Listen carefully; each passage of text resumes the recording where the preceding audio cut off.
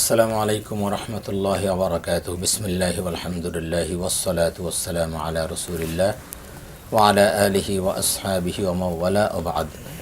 ফাকাদ ক্বালা আল্লাহু তাআলা ফি কালামিহিল মাজিদ ওয়াল ফুরকানিল হামিদ। আউযু বিল্লাহি মিনাশ শাইতানির রাজীম। বিসমিল্লাহির রহমানির রহিম। ইয়া আইয়ুহাল্লাযীনা আমানু কুতিবা আলাইকুমুস সিয়ামু কামা কুতিবা আলাল্লাযীনা মিন ক্বাবলিকুম লাআল্লাকুম তাত্তাকুন। সাদাকাল্লাহুল আযীম। সুপ্রিয় দর্শক শ্রোতা, কাছে দূরে বিশ্বজুড়ে যে যেখান থেকে বাংলা ভিশন দেখছেন, আপনাদের সকলকে আন্তরিক প্রীতি, শুভেচ্ছা ও স্বাগত জানাচ্ছি ভাইয়া হোটেল নিবেদিত রমাদান ও আমাদের জীবন পাওয়ার্ড বাই এটিআই টাইলস অনুষ্ঠানে। প্রিয় দর্শক, আপনারা অবগত আছেন যে প্রতিদিন আমরা এই সময় আপনাদের সামনে উপস্থিত হই এবং রমজান রিলেটেড কোনো বিষয় নিয়ে আলোচনা করি। আজও আমরা তেমন একটি বিষয় নিয়ে আলোচনা করব, তা হলো মানব সেবায় রমাদানের ভূমিকা। রমাদান এসেছে মূলত আমাদেরকে মুত্তাকি বানানোর জন্য, তাকওয়া আমরা যেন অবলম্বন করতে পারি সেজন্য। আল্লাহ পাক একদম স্পষ্ট করে বলে দিয়েছেন যে আমি তোমাদের উপর রোজা ফরজ করে দিয়েছি, যেমনিভাবে পূর্ববর্তীদের উপর এটা ফরজ ছিল, যেন তোমরা তাকওয়া অর্জন করতে পারো। আর তাকওয়া অর্জন হলে ওই যারা তাকওয়া অর্জন করে তাদেরকে মুত্তাকি বলা হয়, অর্থাৎ আমাদেরকে মুত্তাকি বানাতে চান। আর যারা মুত্তাকি হয় তাদের জন্যই আল্লাহ পাক জান্নাত প্রস্তুত করেছেন। আল্লাহ বলছেন ওয়াইদাত লিল মুত্তাকিন, আমি জান্নাত প্রস্তুত করেছি মুত্তাকিদের জন্য। তাহলে রেজাল্ট দাঁড়ালো কি, যে আল্লাহ পাক রোজা ফরজ করে দিয়েছেন যেন আমরা জান্নাতি হতে পারি। জান্নাতীদের বৈশিষ্ট্য হলো তারা মানব সেবা করবে, মানব সেবায় তারা নিয়োজিত থাকবে, এটা জান্নাতীদের একটা বৈশিষ্ট্য। সুতরাং মানব সেবায় রমাদান কী ভূমিকা রাখতে পারে, আমরা সে বিষয় নিয়ে আলোচনা করব। এই বিষয়ের উপর আলোচনার জন্য দেশের বরেণ্যজন ইসলামী চিন্তাবিদ আজকে আমাদের স্টুডিওতে উপস্থিত হয়েছেন। চলুন তাদের সাথে পরিচিত হই। আমার ডানে রয়েছেন বিশিষ্ট ইসলামী চিন্তাবিদ, শিক্ষাবিদ এবং গবেষক, বাংলাদেশের অত্যন্ত সুপ্রসিদ্ধ আলেমে দিন এবং মিডিয়া ব্যক্তিত্ব হযরত মাওলানা ডক্টর হাফেজ এবিএম হিজবুল্লাহ, সাবেক অধ্যাপক, ইসলামী বিশ্ববিদ্যালয় কুষ্টিয়া। ওয়ালাইকুম আসসালাম ওয়া রাহমাতুল্লাহি ওয়া বারাকাতুহু। আমাদের সাথে আরও রয়েছেন বিশিষ্ট আলেমে দ্বীন, ইসলামী চিন্তাবিদ হযরত মাওলানা হাফিজ মোহাম্মদ আব্দুল কাদের তাওহিদ, খতিব, পঙ্গু হাসপাতাল, জামে মসজিদ, ঢাকা। আসসালামু আলাইকুম ওয়া রাহমাতুল্লাহ। ওয়ালাইকুম আসসালাম ওয়া রাহমাতুল্লাহি ওয়া বারাকাতুহু। মোস্ট ওয়েলকাম আপনাদের দুজনকে। আমি প্রথমে হাফেজ এবিএম হিজবুল্লাহ আপনার কাছে আসছি। মানব সেবা তো আসলে ইসলামের অন্যতম একটি বৈশিষ্ট্য। রসুল পাক সাল্লাল্লাহু আলাইহি ওয়াসাল্লাম ওহী প্রাপ্তির আগে থেকেই মানব সেবা করতেন এবং আমরা যদি দেখি তিনি যখন প্রথম ওহী প্রাপ্ত হলেন, খাদিজা রাদিয়াল্লাহু আনহার কাছে আসলেন এবং বললেন জাম্বিলুনি জাম্বিলুনি, আমাকে চাদর দ্বারা আচ্ছাদিত করো। খাদিজা রাদিয়াল্লাহু আনহা তাকে যে কথাগুলো বলেছিলেন যে আল্লাহ পাক আপনাকে কি করবেন না, ধ্বংস করবেন না, কারণ আপনি এই মানব সেবাগুলো করে থাকেন। স্যার, আপনি কি বলবেন আসলে? আলহামদুলিল্লাহ ওয়াসসালাতু ওয়াসসালামু আলা রাসূলিল্লাহ ওয়া আলা আলিহি ওয়া আসহাবিহি ওয়া মাওয়ালা। আপনি যেমনটি ইশারা করেছেন বা ইঙ্গিতে বলেছেন যে নবীজি সাল্লাল্লাহু আলাইহি ওয়াসাল্লাম তার নবুয়তের পূর্ব থেকেই কিন্তু মানব সেবায় নিয়োজিত ছিলেন। রাইট। আমরা হেলফুল ফুজুলের কথা জানি, তিনি তার সাথে জড়িত ছিলেন। সমাজের দুস্থ গরিব যারা ছিল তাদের সমস্যার সমাধানে তিনি এগিয়ে আসছেন। শুধু তাই না, তিনি নিজে গরিবদের দ্বারে দ্বারে গিয়ে তাদের সমস্যা শুনে সেটাকে আপনার সমাধান করার চেষ্টা করতেন। তারই কথাটা বলেছেন আপনি, যেটা ইমাম বুখারী রহমতুল্লাহ আলাইহি সহ অনেক মুহাদ্দিস এই হাদিসটি উল্লেখ করেছেন, যেখানে নবীজি সাল্লাল্লাহু আলাইহি ওয়াসাল্লাম এই গারে হেরা থেকে এসে হযরতে খাদিজা রাদিয়াল্লাহু তাআলা আনহাকে বললেন দাসসিরুনি দাসসিরুনি জাম্মিলুনি জাম্মিলুনি ইন্নী আখশা আলা নাফসি, আমি আমার মানে প্রাণ নিয়ে, জান নিয়ে আমি একটু শঙ্কিত। তখন অত্যন্ত বলিষ্ঠভাবে হযরতে খাদিজা বলছেন কাল্লা লা ইউখজিকাল্লাহু আবাদা, এটা কখনো হতে পারে না, আল্লাহ আপনাকে কখনোই অপমান করবেন না, লজ্জিত করবেন না। কেন? এর মধ্যে কয়েকটা বলেছেন, ইন্নাকা তাকদির যায়ফ, আপনি কি যেন বলে মেহমানদারি করেন, ইন্নাকা তাসিলুর রাহিম, আপনি আত্মীয়তার হক আদায় করেন, ইন্নাকা তাহমিলুল কাল, আপনি মানুষের বোঝা বহন করেন, এইভাবে কয়েকটা জিনিস তিনি বললেন, এবং এগুলি বলার কারণে তিনি সম্পূর্ণ মানে বলিষ্ঠ কণ্ঠে মানে বলেছেন, কাজেই আপনার মতো একজন জনদরদি মানুষকে আল্লাহ রাব্বুল আলামিন কখনোই আপনাকে লজ্জিত হতে দেবেন না, অপমানিত করবেন না। এখন আমাদের যে রমাদান, এই রমাদানের মধ্যে এর ভূমিকা কী? দেখুন, রাসূলুল্লাহ সাল্লাল্লাহু আলাইহি সাল্লামের হাদিসগুলো আমরা যদি দেখি, তার জীবনকে আমরা যদি দেখি, রমাদানে তিনি কি করতেন, তাহলে সেখানে আমরা দেখতে পাই তিনি অনেকগুলো আমাদেরকে দিক নির্দেশনা দিয়েছেন। মান ফাত্তারা সাইমান কানা লাহু আজরুহু মান লাহু আজরুহু কাআজরিহি মিন গায়রি আন ইয়ানকুসা মিনহু শাইআন কামা ক্বালা আলাইহিস সালাতু ওয়াসসালাম। কেউ যদি একজন মানুষকে ইফতারি করায়, তাহলে তাকে কি যেন বলে, সেই যাকে ইফতারি করানো হয়েছে তার যে সওয়াব, সে পুরোটা সওয়াব যিনি ইফতারি করিয়েছেন তিনিও পাবেন, তাকেও কম দেওয়া হবে না। তো এটা কিভাবে আসছে দেখেন, আমাদের সমাজের মধ্যে আল্লাহর অনেক বান্দা আছে, আমাদের সমাজ তো বিভিন্ন শ্রেণীতে ভক্ত। তো একজন দরিদ্রদের সীমানার মধ্যে আছে, তার পক্ষে প্রতিদিন আহার জোগানো কষ্ট হয়ে যায়, তার পক্ষে প্রতিদিন ইফতারি জোগানো কষ্ট হয়ে যায়। তখন যারা সম্পদশালী আছেন, বিত্তশালী আছেন, তাদের উপরে দায়িত্বটা বর্তায় যে তোমরা তোমাদের এই ভাই ব্রাদার যারা আছে, আত্মীয় স্বজন, পাড়া প্রতিবেশী, তাদের খবর নাও এবং তাদেরকে কি জানি বলে, তাদের প্রয়োজনটা দূর করার চেষ্টা করো। এই জন্যই রমাদানকে বলা হয়েছে শাহরুল মুয়াসাত, সহমর্মিতার মাস। সুবহানাল্লাহ, এই জন্যই এটাকে বলা হয়েছে শাহরুস সবর, সবরের কি জানি বলে আপনার এই মাস। জি, এখন এই যে মানব সেবার কথা আসছে, এটা কীভাবে দেখুন, বড় চমৎকার। আমরা অনেককেই দেখি যাদেরকে আল্লাহ রাব্বুল আলামিন টাকা পয়সা দিয়েছেন, বিত্তশালী বানিয়েছেন, তারা কখনো আপনার ক্ষুধার জ্বালা বুঝে না, তারা তাদের দুঃখ কষ্ট বোঝার চেষ্টাও করে না। কিন্তু এই রমাদান আসলে তারা হাড়ে হাড়ে টের পায় যে ক্ষুধা কাকে, ক্ষুধার যন্ত্রণা কি। স্যার, আমি আপনার কাছে আসবো এখানে, যে ক্ষুধার যন্ত্রণা আসলে এই সিয়াম সাধনার মাধ্যমে বুঝতে পারে যে ক্ষুধার কষ্টটা কতটা। জি, আমি আব্দুল কাদের তাহিদ আপনার কাছে আসছি। স্যার চমৎকার বলছিলেন যে আসলে রমাদানে কিভাবে মানব সেবা আমাদেরকে শেখায়। আপনি আসলে কি বলবেন যে রমাদানের মাধ্যমে কিভাবে মানব সেবা এই ভূমিকা রাখতে পারে? জি, ধন্যবাদ আপনাকে, ধন্যবাদ যারা আমাদেরকে দেখছেন সবাইকে। স্যার খুব সুন্দরভাবে গুছিয়ে বলছিলেন। আমি স্যারের কথার সাথে ধারাবাহিকভাবে রাখতে চাই যে পবিত্র মাহে রমাদানে যখন একজন মানুষ রোজা রাখে, সিবগতাল্লাহ, সে আল্লাহ পাক রব্বুল আলমিনের গুণে গুণান্বিত হতে শুরু করে, আল্লাহর রঙে রঙিন হতে শুরু করে। তার মধ্যে একটি আল্লাহ তাআলা খান না, বান্দাও না খাওয়ার কিছু সময়ের জন্য হলেও আল্লাহর রঙে রঙিন হলো। এই যে আল্লাহ পাক রব্বুল আলমিনের হুকুমগুলো মানার যে একটি প্র্যাকটিসের মধ্যে চলে আসতেছে, তার মধ্যে অন্যতম একটি প্র্যাকটিস হলো কুল কায়নাতের প্রতি, সৃষ্টি জগতের প্রতি, মানুষের প্রতি দয়ার যে একটি তৈরি হওয়া হৃদয়ের মধ্যে, সেটা একটা তৈরি হয়। তার মূল পয়েন্ট হলো ক্ষুধা। কারণ আপনি জানেন, হাতিম তাইয়ের যে মা ছিলেন আনতারা বেগম, তিনি খুব দান করতেন। তার ভাইরা তাকে বন্দি করলো যে তুমি সব টাকা দান করে মানুষেরকে সব শেষ করে দিচ্ছ, ধন সম্পদ শেষ করে দিচ্ছ। তাকে 1 বছর বন্দি করে রাখলো। বন্দি করে রাখার পরে 1 বছর পরে তাকে বন্দি থেকে বের করলো এবং বলা হলো, তোমাকে আমি এই 1000 দিনার দিলাম, এটা তুমি খরচ করবে, কারণ তুমি বুঝতে পেরেছো যে পয়সার কি প্রয়োজন, অভাব হলে কত কষ্ট হয়। তখন ওনার কাছে একজন ভিক্ষুক আসলো, আসার সাথে সাথে উনি পুরো 1000 দিনারই ওনাকে দিয়ে দিলেন। তখন তাকে বলা হলো যে তুমি 1000 দিনার একদিনই দিয়ে দিলে, তুমি তো আগে এত দান করতে না।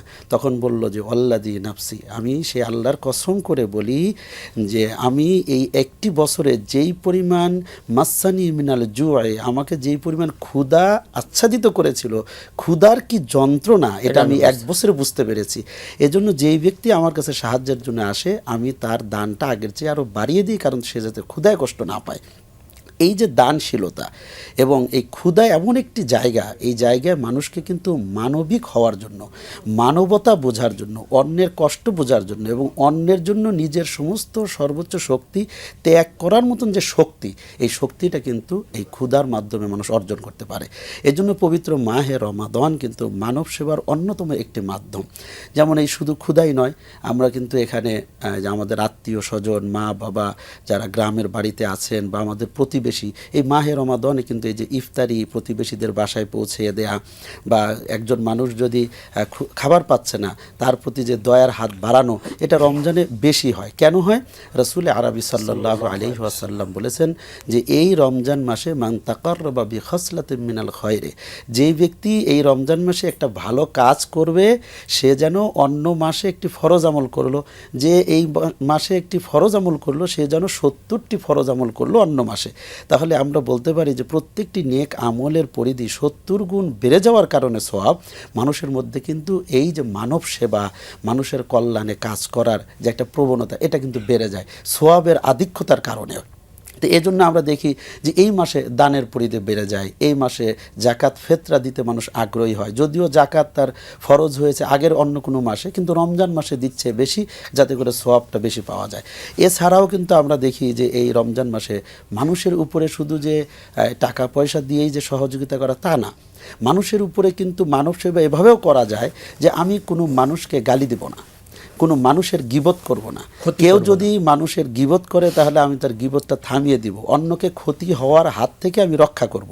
এতেও কিন্তু মানব সেবা হয় ব্যাপকভাবে, এবং এই সেবাটা কিন্তু সমাজের একটা শান্তি বজায় রাখার জন্য, শান্তি শৃঙ্খলা ধরে রাখার জন্য কিন্তু এটাও, এই সামাজিক যে মুআমালাত মুআশারাত, এই ব্যাপারটাও কিন্তু অত্যন্ত গুরুত্বপূর্ণ, যেটা আল্লাহ রাসূল সাল্লাল্লাহু আলাইহি সাল্লাম বলেছেন যে আল্লাহর ফেরেশতারা বলে ইয়া বাগিয়াল খায়র আকবিল, যে হে কল্যাণকামী তোমরা এগিয়ে আসো, হে আবাগিয়া শাররে আকসির, হে অকল্যাণকামীরা তোমরা থেমে যাও।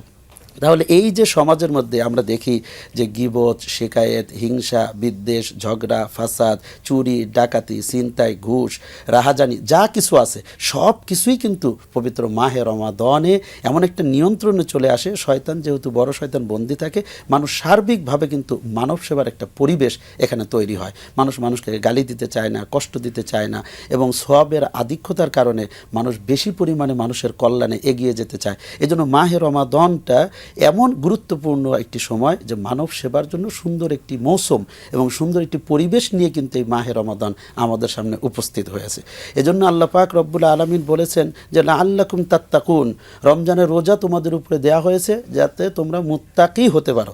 আর মুত্তাকি হওয়ার জন্য কিন্তু অন্যতম একটি বিষয় হলো মানব সেবা করা। আল খালক ইয়ালুল্লাহ। দেখেন একটি কুকুর, সেই কুকুরকে যদি আপনি অযথা কষ্ট দেন, সে কষ্ট দেওয়ার কারণে কিন্তু আপনার উপরে গুনাহ হবে।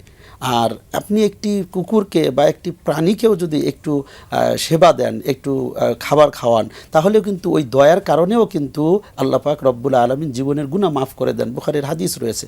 তাহলে এই যে গোটা মানবিক যে পরিবেশ, মানব সেবা এবং পরিবেশ, প্রকৃতি সব কিছুর মধ্যে আমরা চতুর্পাশে যাদেরকে নিয়ে থাকি সবার সাথেই কিন্তু সুন্দর একটা পরিবেশ বজায় রাখার জন্য এই মাহে রমাদানের গুরুত্ব অপরিসীম। এবং এই মাহে রমাদানে আমাদেরকে বারবার শিক্ষা দেয় যে তোমরা বেশি বেশি গরিবদেরকে পাশে দাঁড়াও। রাসূল আরবি সাল্লাল্লাহু আলাইহি ওয়াসাল্লামও কিন্তু বলেছেন ইবগুনি ফিদ দুআফা, তোমরা আমাকে গরিবদের মধ্যে অনুসন্ধান করো, গরিবদের মধ্যে আমাকে খোঁজো। তাহলে আমরা কিন্তু এই রমজান মাসে নিজেরা শুধু পেট ভরে খাবো, সাহারিতে আমরা সাহারি গ্রহণ করলাম, কিন্তু আমার প্রতিবেশী যারা আছে, আমার আত্মীয় স্বজন যারা আছে, এমন বহু গরিব মানুষ আছে আমাদের আত্মীয় স্বজনের মধ্যেই যারা আসলে এই রমজান মাসে ভালো খাবার ব্যবস্থা করার মতন অবস্থা তাদের নেই। তাহলে আমরা কিন্তু নিজেরা শুধু খাবো না, তাদের জন্য ব্যবস্থা এবং আর ইসলাম আমাদেরকে শিক্ষা দিচ্ছে সদকাতুল ফিতর তোমরা আদায় করো। কারণ কি এই রমজান মাস যাতে করে সবার জন্য আনন্দটা সমান পরিমাণে হয়। আমরা দেখা যাচ্ছে এই রমজানে যাকাতটাও মানুষ প্রচুর পরিমাণে দিচ্ছে, যদিও যাকাত আলাদা একটা ইবাদত। হ্যাঁ, কিন্তু এই ইসলামের মধ্যে অন্যান্য ধর্মের মধ্যে একটা বড় পার্থক্য হলো, অন্যান্য জায়গায় কিন্তু মানুষ নিজেদেরকে যেই পরিমাণ প্রায়োরিটি দেয়, কিন্তু ইসলাম কিন্তু রাসূল আরবি সাল্লাল্লাহু আলাইহি ওয়াসাল্লামের মাধ্যমে আমাদেরকে শিক্ষা দিচ্ছেন যে তুমি তোমার আগে তোমার ভাইকে প্রাধান্য দাও, তোমার প্রতিবেশীকে প্রাধান্য দাও, এবং তোমার পরিবার সদস্য যারা আছে তাদেরকে সুন্দর করে নিয়ে তুমি একসাথে বসে ইফতারি করো, সাহারি খাও। তাহলে আমি এখানে আসবো, একটা ফোন নিয়ে আসবো ইনশাআল্লাহ। জি দর্শক, আসসালামু আলাইকুম। ওয়ালাইকুম আসসালাম। জি, কে বলছেন, কোথা থেকে বলছেন? হুজুর আমি ঢাকা ধানমন্ডি থেকে বলছি। হুজুর আমি বলছিলাম অনেকে আছে নামাজ রোজা কিছুই করে না, কিন্তু মসজিদে যে খতম তারাবি হচ্ছে সেখানে মোটা অঙ্কের হাদিয়া দেয়, এবং হাদিয়া পেয়ে অনেক হাফেজ সাহেব খতিব বলে কি কোরআন আপনার জন্য সুপারিশ করবে, যার ফলে আপনি বিনা হিসেবে জান্নাতবাসী হয়ে যাবেন। হ্যাঁ, আমার প্রশ্ন তাদের জন্য কি কোরআন সুপারিশ করবে না করবে না? জি, আপনি আমাদের সাথেই থাকুন। জি স্যার, আপনি প্রশ্নটা শুনেছেন যে কমিটি আছে নামাজ ঠিক মতো পড়ে না, মোটা অঙ্কের হাদিয়া দেয়। এখন হাফেজ সাহেবরা বা ইমাম সাহেবরা বলতেছে যে কোরআন আপনার জন্য সুপারিশ করবে। আসলে কি তাদের জন্য সুপারিশ করবে কিনা? জি আমি আমাদের এই প্রশ্নকর্তার জবাবে বলছি, দেখুন, হাদিয়া দেওয়া এক জিনিস, আর সালাত সিয়াম বা নামাজ রোজা পালন করা আরেক জিনিস। মানে আসলে সবগুলির সমন্বয় জি, সমতে সালাত সিয়াম বা নামাজ রোজা ফরজ, এটা মনে রাখতে হবে। আর হাদিয়া আপনি দিলেন, না দিলে নাই, কোনো গুনাহ হবে না। এখন যদি হাদিয়া দিয়ে আপনি তার থেকে কোরআনের সুপারিশের আশা করেন, আমি মনে করব যে এটা সম্ভব না। জি, এক। 2 নম্বর কথা হচ্ছে, আপনি হাদিয়ে দিচ্ছেন হাফেজ সাহেবকে, কোরআন সাহেবকে তো দেন নাই। না, কোরআন আপনার হাদিয়ার মোহতাজ না, মুখাপেক্ষী না। তাই আমরা সবাইকে এই বলে আহ্বান জানাই যে আপনি হাদিয়া দেন, হাফেজকে আপনি সম্মান করেন, কোরআন হাফেজ হওয়ার কারণে আপত্তি নেই, কিন্তু আগে সালাদটা আদায় করুন, আগে আপনি কি জানি বলে সিয়ামটা পালন করুন, আপনি সুন্দরভাবে জাকাতগুলো আপনি আদায় করুন। এরপরে আপনি হাদিয়া দিলেও কি না দিলেও কি, আপনার ওই ফরজগুলো আদায় করলে ইনশাআল্লাহ আপনি আল্লাহর কাছে মুক্তি একটা রাস্তা পেয়ে যাবেন। জি। এমনিতে তো এক হাদিস আসছে যে রাসূল পাক সাল্লাল্লাহু আলাইহি ওয়াসাল্লাম বলেছেন, আসিয়াম ওয়াল কোরআন ইয়াশফাআন লিল আবদি। জি, সিয়াম এবং কোরআন নিজে তার জন্য সুপারিশ করবে। এখন আপনি কোরআন নিজে তো তেলাওয়াত করতে হবে, জি, অবশ্যই। নিজে তেলাওয়াত করতে হবে, নিজে কোরআন অনুযায়ী জীবন যাপন করতে হবে। আল কোরআনু হুজ্জাতুন লাকা ওয়া আলাইকা, জি, কোরআন তোমার নিজের জন্য সুপারিশ করবে, তোমার পক্ষে অথবা বিপক্ষে সাক্ষী দিবে। এখন কোরআন অনুযায়ী যদি আপনি জীবন যাপন না করেন, তাহলে তো কোরআন আপনার জন্য সুপারিশ করবে না, প্রশ্নই ওঠে না, বরং আপনার বিপক্ষে চলে যাবে। ওই যে আলাইকা যেটা আছে, বিপক্ষে চলে যাবে। এই জন্য আমাদের সবাইকে সচেতন হওয়া উচিত যে আমরা এই যে বলি, আমি দেখেন কোরআনে কারীমের 5টা হক আছে। জি, 5টা হকের 1 নম্বর হচ্ছে আপনার বিশুদ্ধভাবে তেলাওয়াত করতে হবে। 2 নম্বর হচ্ছে সেই তেলাওয়াত অনুযায়ী অর্থটা বুঝে নেওয়া। 3 নম্বর হচ্ছে যতটুকু আপনি বুঝতে পেরেছেন সে অনুযায়ী আমল করা, যেটা না বুঝবেন ওলামাদের সান্নিধ্যে গিয়ে বুঝে নেবেন। 4 নম্বর হচ্ছে এই কোরআনকে মানুষের মাঝে ছড়িয়ে দেয়া। আর 5 নম্বর হচ্ছে সেই কোরআনকে সমাজের মধ্যে সেটাকে বাস্তবায়ন করার জন্য চেষ্টা করে যাওয়া। এগুলিকে বলা হয়েছে, কিন্তু আমরা তো সেগুলি করি না, দুঃখজনক হলো সত্য। আসলে এই ব্যাপারটা হচ্ছে যে আমরা শর্টকাট জান্নাতে যেতে চাই, নামাজ পড়বো না, রোজা রাখবো না, যাকাত দিব না, কিন্তু এই হাদিয়া তোহফা দিয়ে মনে হয় যেন হুজুররা আমাকে জান্নাতে চলে গেল। এগুলি সত্যি। আবার তো আরেক সূরা ফুরকানের মধ্যে যেটা বলা হয়েছে, ওয়াকালা রাসূল ইয়া রাব্বি ইন্না কওমি ইত্তাখাযু হাযাল কুরআন মাহজুরা, মারাত্মক ব্যাপার না, যে মানুষগুলো আমার কোরআনকে কি জানি বলে ছেড়ে দিয়েছে, প্রত্যাখ্যান করেছে। তো আল্লাহর রাসূল যেখানে বাদী হবেন, যে আল্লাহ এই উম্মতরা কোরআন ছেড়ে দিয়েছে, সেটাই তো। তাহলে যেখানে আল্লাহর রাসূল বাদী হবেন, মানে তিনি নালিশ করবেন, আল্লাহ পাক সেই নালিশের জবাব কি দিবেন আমরা কি ভাবতে পারি? কোরআনকে আসলে ধারণ করতে হবে, অবশ্যই হাদিয়া দিলে হবে না। ভাই আমি একটু অ্যাড করতে চাই, সেটা হলো যে স্যার সুন্দর বলছেন যে এটাকে যদি শুধু জান্নাতে যাওয়ার জন্য একমাত্র কারণই মনে করা হয় যে হাদিয়াই আমার জান্নাতে যাওয়ার একমাত্র কারণ, তাহলে এটা ভুল। এটা যদি স্বাভাবিক দান হিসেবে ধরা হয়, ফামাইয়া আমাল মিসকালা যারাতিন খায়রা, সেটা ভিন্ন জিনিস। দেখুন, দান আর ফরজ কাজ ভিন্ন জিনিস। আপনি আল্লাহর কাছে গেলে আল্লাহর পাক আপনার প্রথম বিচারটা কি করবেন? আউয়ালু মা ইউসআলুল আবদু ইয়াউমাল কিয়ামাতি আস-সালাত, ইবাদতের ক্ষেত্রে আউয়ালু মা আবদুকে ইউসআলু ইয়াউমাল কিয়ামাতি আল কতল আও কামা ক্বালা আলাইহিস সালাত, যে যারা মানব হত্যা করে তাদেরকে জিজ্ঞেস করবেন হকুল ইনসানের ক্ষেত্রে, আর হকুল্লাহর ক্ষেত্রে সালাত জিজ্ঞেস করবেন। সেখানে আপনার হাদিয়া তোহফা তেমন কোনো কাজে আসবে না। হ্যাঁ, আপনি ওগুলি করার পরেও যদি হাদিয়া তোহফা দেন, সাদাকা, তখন এটা বিশাল কাজে আসবে। যে আমরা আরেকটা ফোন নিব। দর্শক আসসালামু আলাইকুম। হ্যালো। ওয়ালাইকুম সালাম। জি, কে বলছেন, কোত্থেকে বলছেন? আমি বরফ থেকে বলছি, এসে ফারুকি। জি, ফারুকি সাহেব, আপনার প্রশ্ন। আমার প্রশ্ন হলো যে আমাদের মসজিদের এই নিয়মিত ইমাম সাহেবের অনুপস্থিতিতে আরেকজন নামাজ পড়েছিল, মাগরিবের নামাজ। জি। ওই নামাজে মাগরিবের নামাজ 10 মিনিট পড়ানোর পরে আমার এই নামাজের শেষে আমি ওই ইমাম সাহেবকে বলছিলাম যে আমাদের তো বয়স হয়েছে, আমরা এই নামাজ একটু শুরু করলে মাগরিবের ভালো হয় কিনা, এই ব্যাপারে আমি আপনার কাছে জানতে চাই। আমি কি যেমন ভুল করছি, অন্যায় করছি, আমি খুব আন্তরিকতার সহিত বলছিলাম ওই ইমাম সাহেবকে যে হাসে হেসে যে আমার বয়স তো 72, এখন আমি কি এটা অন্যায় করছি? ইসলামের দৃষ্টিতে আপনাদের কাছে জানতে চাই। ও আপনি তা উনি কি আপনার সাথে কোনো খারাপ আচরণ করেছেন? আচ্ছা আচ্ছা, তো ওই মানে মাগরিবের নামাজ একটু লম্বা করে পড়ছে, দীর্ঘ প্রায় 10 মিনিট, তো এটা আর কি উনি বলছেন যে আসলে দেখেন রমাদান মাসে এই আমরা চেষ্টা করি যে মুসল্লিয়ানে কেরাম যারা আছেন তাদের এর নাম কি রাহাতের কথা, আরামের কথা।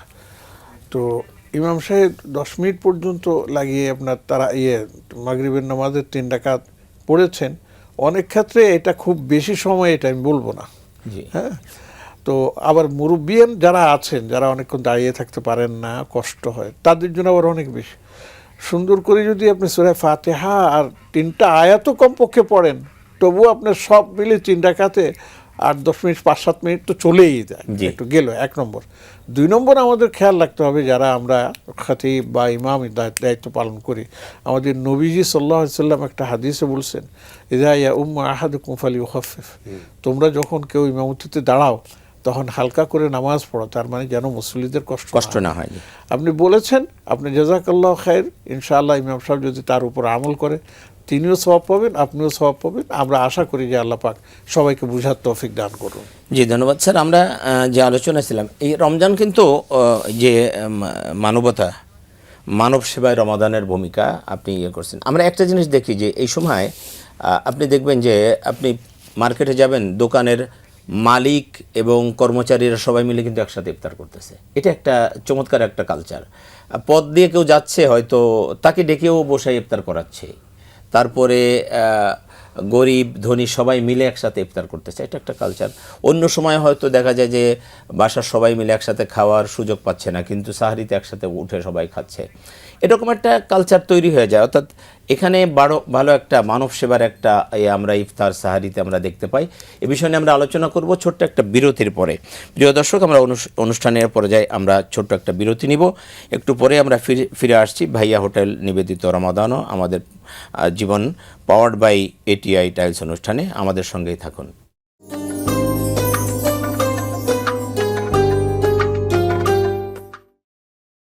প্রিয় দর্শক, বিরতির পর আবারও স্বাগত জানাচ্ছি ভাইয়া হোটেল নিবেদিত রমাদান ও আমাদের জীবন, পাওয়ার্ড বাই এটিআই টাইলস অনুষ্ঠানে।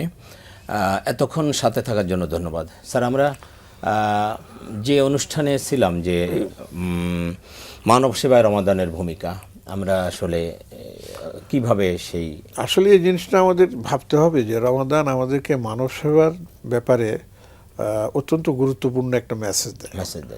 এবং এই রমাদানে মানুষ যেভাবে নিজের অবস্থাটা আপনার বুঝতে পারে, অন্য সময় এটা বোঝা যায় না। দেখুন, সে সকাল থেকে সন্ধ্যা পর্যন্ত সাহারি আপনার কিছু না খেয়ে থাকা, এর ভিতরে অফিস করা, এর ভিতরে দোকান করা, এর ভিতরে আপনার যারা কৃষি কাজ করে তারা কৃষি, যে একটা কঠিন সময়ের মধ্যে চলে যায়, পার হয়ে অনেকের মধ্যে রিক্সা, হ্যাঁ, এবং রিক্সাও চালাচ্ছে, ভ্যান চালাচ্ছে, অনেক কিছু ড্রাইভার সাহেবরা কাজ করতেছেন। তো এর ভিতরে যে তাদের যে কষ্টটা হচ্ছে, কিন্তু নামাজকে মাফ না, রমজানকে মাফ না, আপনাকে এর ভিতরে আপনার সব কিছু পালন করতে হবে। তো এই ক্ষেত্রে আমাদের এই যে যারা এই মানে অভাবগ্রস্ত যারা আছেন, দারিদ্র্যসীমায় যারা বসবাস করেন, তাদের ব্যাপারে আমাদের বিশাল একটা দায়িত্ব আছে। আমরা সেই দায়িত্ব এড়িয়ে যেতে পারি না। এই জন্য যারা আপনার কি যেন আল্লাহ বিত্তশালী, আল্লাহ পাক তৌফিক দিয়েছেন তাদেরকে, তারা এগিয়ে আসবেন। দেখুন, কথায় কথায় আসতেছে গাজার বিভিন্নভাবে আপনাকে হয়েছে, যে গাজার মানুষগুলো কি কষ্টের মধ্যে কাটতেছে আপনি চিন্তাও করতে পারবেন না। তো সেখানে কিন্তু অনেক ক্ষেত্রে আপনার এই যে ইফতারির শর্ট পড়তেছে, সেহারির শর্ট পড়তেছে, খাদ্যদ্রব্য পাচ্ছে না। তো ওদের দায়িত্ব কি আমাদের উপর বর্তায় না? আমাদের উপরেও কিন্তু সেটা বর্তায়। যদি কোনো রকমের সোর্স থাকে তাহলে সেখানেও আমরা জাকাত হোক, সাদাকা হোক, আমরা সেটা পৌঁছাতে পারি। আমাদের দেশেও তো প্রচুর লোক আছে, আমাদের নিজস্ব আত্মীয় স্বজনের মধ্যে তো প্রচুর লোক আছে, আমাদের পাড়ার প্রতিবেশীর মধ্যে প্রচুর লোক আছে। অনেককে আমরা চিনি, অনেকে আমরা চিনি না। তা আমাদের যারা কি বলে সামর্থ্যবান আছে, তাদের উচিত যে আমরা যেভাবে আমরা ইফতারি করি, যেভাবে আমরা রমাদানে আপনার এর নাম কি সাহারি করি, যেভাবে আমরা ঈদের সময় আনন্দ উদযাপন করি, আমরা যেন তাদেরকেও সেভাবে। জি, ধন্যবাদ আপনাকে আব্দুল কাদের। তাহলে আমাদের হাতে একদম সময় নেই, আপনি যদি 1 মিনিটের মধ্যে আজকে আমাদের বিষয়টা। জি ধন্যবাদ। আমি আজকের এই বিষয়ের সাথে এতটুকুই বলবো যে পবিত্র মাহে রমাদান আমাদেরকে যেভাবে মানুষের কল্যাণে, মানব সেবায়, সত্যবাদিতায় এবং সকল প্রকার হারাম বিষয়কে বর্জন করে হালালের দিকে আমাদেরকে আগ্রহী করে তুলেছে, এই শিক্ষাটা যাতে আমরা সারাটি জীবন যাতে ধরে রাখতে পারি, পরবর্তী 11টি মাস, এই ব্যাপারে আমাদেরকে একটু সচেতন থাকতে হবে। সেটা হলো এই পবিত্র মাহে রমাদানের যেই সুন্দর একটা মেহমানদারির শিক্ষা, ইফতারি, সাহারি এবং সত্য বলার শিক্ষা, ঘুষের টাকা না নেওয়ার শিক্ষা, সুদ না খাওয়ার যে একটা শিক্ষা, এই যে একটা নানান যে পাপ কাজকে আমরা যে ছেড়ে দেওয়ার যে একটা সুন্দর শিক্ষা আমরা পেয়েছি, বিড়ি খাওয়ার যে জি। একটা অভ্যাস ছিল এটা ছেড়ে দিয়েছে, অনেকে মাদক সেবন করতো সেটা ছেড়ে দিয়েছে, এই যে নানান ক্ষতিকর জিনিস থেকে মানুষ ফিরে আসলো, এই শিক্ষাটা এই মানব সেবার সাথে সম্পৃক্ত রেখে বাকি 11টি মাস যাতে আমরা চলতে পারি, এটাই কিন্তু আমাদেরকে রমজান শিক্ষা দেয় এবং জি, এটা ধন্যবাদ ধরে রাখার আপনাকে। জন্য আমাদের চেষ্টা করতে হবে ইনশাআল্লাহ। ধন্যবাদ আপনাকে। প্রিয় দর্শক, আগামীকাল একই সময় আবার দেখা হবে ভাইয়া হোটেল নিবেদিত রমাদান ও আমাদের জীবন পাওয়ার্ড বাই এটিআই টাইলস অনুষ্ঠানে। আল্লাহ হাফেজ। আসসালামু আলাইকুম ওয়া রাহমাতুল্লাহি ওয়া বারাকাতুহু।